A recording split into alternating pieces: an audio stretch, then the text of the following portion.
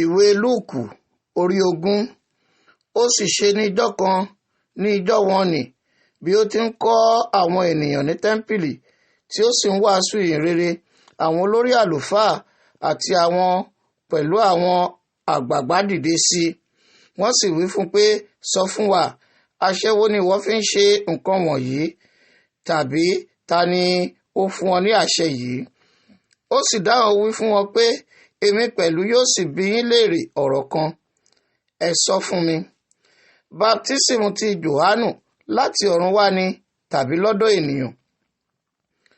Wọ́n sì bá ara wọn gbèrò wípé bí àwa bá wípé láti ọ̀run wá ni, òun ó wípé èéṣe tí ẹ̀yin kò fi gbà á gbọ́?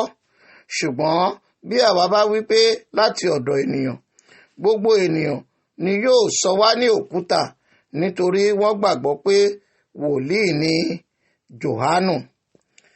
Wọ́n sì dáhùn wípé wọn kò mọ ibi tí ó ti wá. Jésù sì wí fún wọn pé, ǹjẹ́ èmi kì yóò wí fún yín àṣẹ tí èmi fi ń ṣe nǹkan wọ̀nyí? Nígbà náà ni ó bẹ̀rẹ̀ sí pa òwe yìí fún àwọn ènìyàn pé, ọkùnrin kan gbin ọgbà àjàrà kan, ó sì fi ṣe àgbàtọ́jú fún àwọn àgbẹ̀. Ó sì lọ sí àjò fún ìgbà pípẹ́. Nígbà tí ó sì di àkókò, ó rán ọmọ ọ̀dọ̀ rẹ̀ kan sí àwọn àgbẹ̀ náà kí ó lè fún nínú èso ọgbà àjàrà náà. Ṣùgbọ́n àwọn àgbẹ̀ lù ú, wọ́n sì rán padà lọ́wọ́ òfo. Ó sì tún rán ọmọ ọ̀dọ̀ mìíràn, wọ́n sì lù ú pẹ̀lú, wọ́n sì jẹ ẹ́ níyà, wọ́n sì rán padà lọ́wọ́ òfo. Ó sì tún rán ẹ̀kẹta, wọ́n sì ṣá a lọ́gbẹ́ pẹ̀lú, wọ́n sì tì í jáde. Nígbà náà ni olúwa ọgbà àjàrà wí pé, èwo ni èmi ò ṣe? Èmi ò rán ọmọ mi àyànfẹ́ lọ, bóyá nígbà tí wọ́n bá rí i, wọn ó ṣe ojúṣàájú fún un. Ṣùgbọ́n nígbà tí àwọn àgbẹ̀ náà rí i, wọ́n bá ara wọn gbèrò pé, èyí ni àrólé, ẹ wá, ẹ jẹ́ kí a pa á, kí ogún rẹ̀ kí ó lè jẹ́ tiwa. Bẹ́ẹ̀ ni wọ́n sì tì í jáde sẹ́yìn ọgbà àjàrà, wọ́n sì pa á. Ǹjẹ́ kí ni olúwa ọgbà àjàrà náà yóò ṣe sí wọn?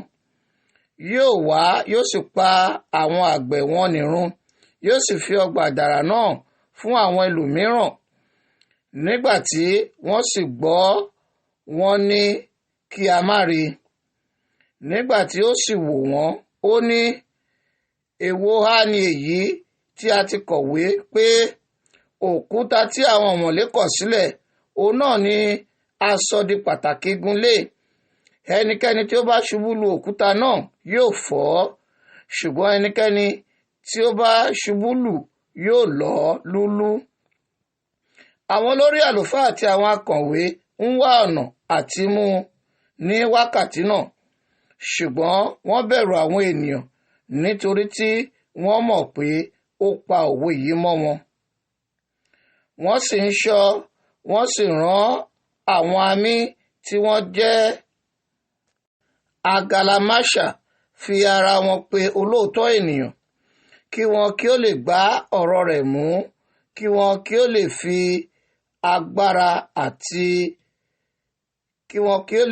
agbára àti àṣẹ baálẹ̀. Wọ́n sì bi í wípé, olùkọ́ni, àwa mọ̀ pé ìwọ a máa sọ̀rọ̀ fúnni, ìwọ a sì máa kọ́ni bí ó ti tọ́. Bẹ́ẹ̀ ni ìwọ kì í ṣojúṣàájú ẹnikẹ́ni, ṣùgbọ́n ìwọ ń kọ́ni ní ọ̀nà Ọlọ́run ní òtítọ́. Ó tọ́ fún wa láti san owó òde fún Késárì tàbí kò tọ́? Ṣùgbọ́n ó kíyèsí àrékérekè wọn, ó sì wí fún wọn pé, èéṣe tí ẹ̀yin fi ń dán mi wò? Ẹ fi owó idẹ kan hàn mí. Àwòrán àti àkọlé títa ni wà níbẹ̀. Wọ́n sì dá a lóhùn pé ti Késárì ni. Ó sì wí fún wọn pé, ǹjẹ́ ẹ fi ohun tí ń ṣe ti Késárì fún Késárì àti ohun tí ń ṣe ti Ọlọ́run fún Ọlọ́run. Wọn kò sì lè gbá ọ̀rọ̀ rẹ̀ mú níwájú àwọn ènìyàn. Ẹnu sì yà wọ́n sí ìdáhùn rẹ̀, wọ́n sì pa ẹnu wọn mọ́. àwọn Sadúsì kan sì tọ̀ wá, àwọn tí ń wí pé àjíǹde òkú kò sí. Wọ́n sì bi í wí pé, olùkọ́ni, Mósè kọ̀wé fún wa pé bí arákùnrin ẹnìkan bá kú ní àìlọ́mọ tí ó lé aya, kí arákùnrin rẹ̀ kí ó sú aya rẹ̀ ní opó, kí ó lè gbé irú dìde fún arákùnrin rẹ̀. Ǹjẹ́ àwọn arákùnrin méje kan ti wà.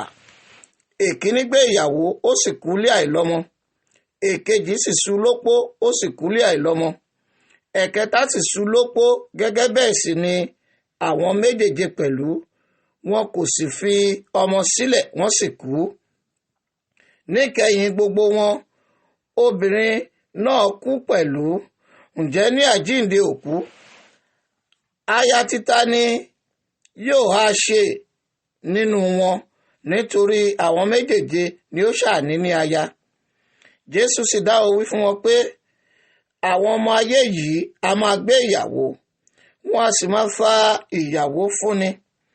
Ṣùgbọ́n àwọn tí a kà yẹ láti jogún ayé náà àti àjíǹde kúrò nínú òkú, wọn kì í gbéyàwó, wọn kì í sì fa ìyàwó fúnni. Nítorí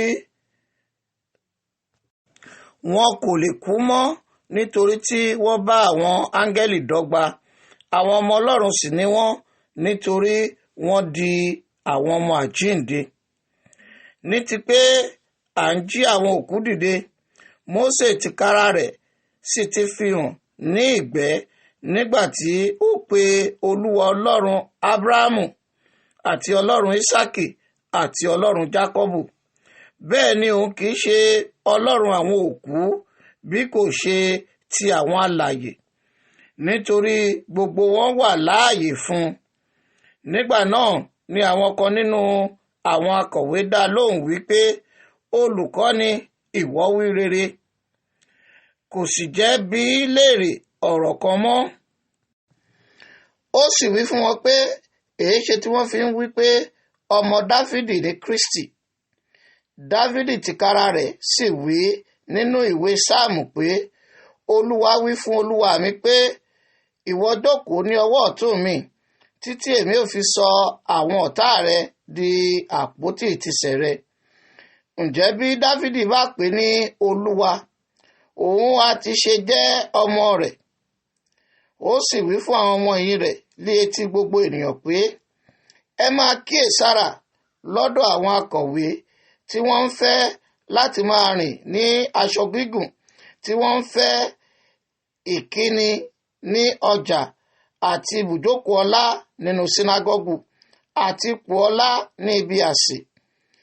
Àwọn tí ó jẹ ilé àwọn opó run, tí wọ́n sì ń gbàdúrà gígùn fún àṣehàn. Àwọn wọ̀nyí náà ni yóò jẹ̀bi pọ̀ jù.